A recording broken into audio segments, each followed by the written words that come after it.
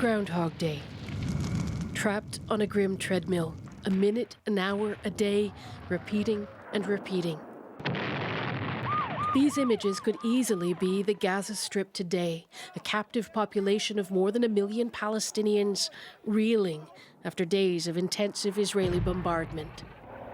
But they're actually from Israel's ground invasion back in 2009, a previous Israeli effort to put an end to Hamas rocket fire. It didn't work, at least not in any lasting sense. It is a script that's already been written and delivered with a terrible predictability, keeping the pundits in business.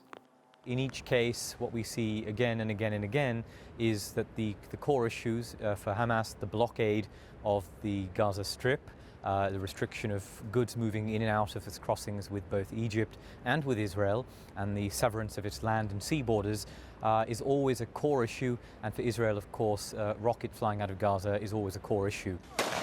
Israel's current campaign, dubbed Operation Protective Edge, is the third major confrontation between Israel and Hamas, the Islamic resistance movement, over the past 6 years.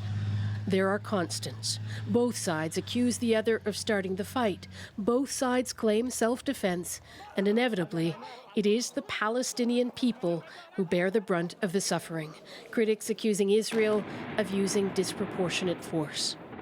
In late 2008, early 2009, Israel's Operation Cast Lead left over 1,400 Palestinians dead in Gaza, most civilians. 6 Israeli soldiers were also killed, as were 3 Israeli civilians.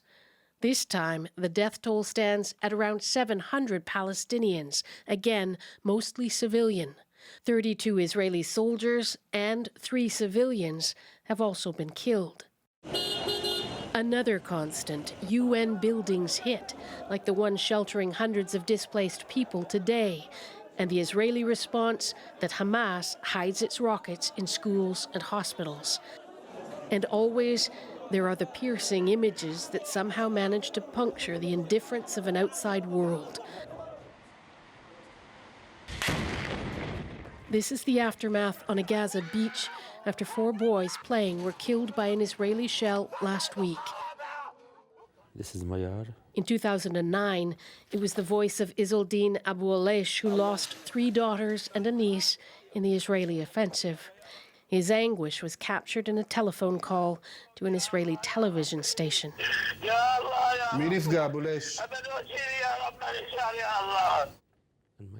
The calls for a ceasefire then grow louder. It all feeds into the notion of time standing still or looping back to repeat itself in an endless paradigm. But there are differences this time worth noting. Israel's Iron Dome missile defense system has been operational since 2011, easing some of the concerns for Israelis who live within reach of a Hamas missile and the heart-dropping sounds of an air raid siren, potentially allowing Israel to insulate itself further from the conflict.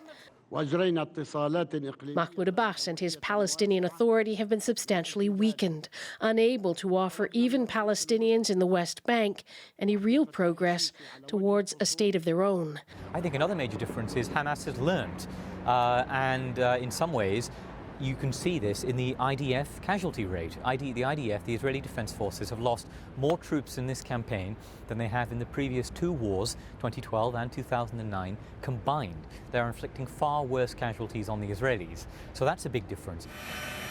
Another big change is that there are fewer honest brokers in the region, interlocutors trusted by both sides, capable of negotiating a ceasefire, let alone making a stab at a larger, lasting peace.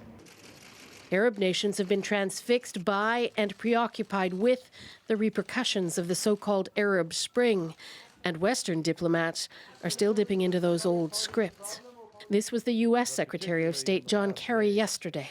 We have been talking about how to achieve an end to the current violence and an effort to try to not only have a ceasefire, but build a process that can create a sustainable way forward for everybody. This was Hillary Clinton 2 years ago.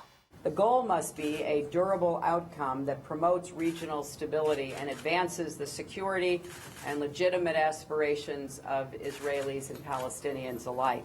No one is kidding themselves. The Israelis themselves, of course, don't talk about obliterating Hamas. They don't talk about defeating the group. They talk about restoring deterrence. That is, deterring the group for a fixed period. And I think more callous observers have called it mowing the lawn, achieving a period of calm for a set period of time. Another truth about conflicts like this one is that they tend to feed the extremists on both sides. They shout louder than the moderates who are there, trying to reach out to each other across a big divide. For now, the idea jar feels well and truly empty, both on the ground in Israel and the occupied territories and in the halls of diplomacy abroad.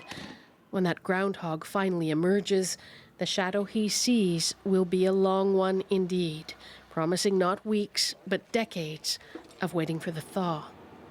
Margaret Evans, CBC News, London.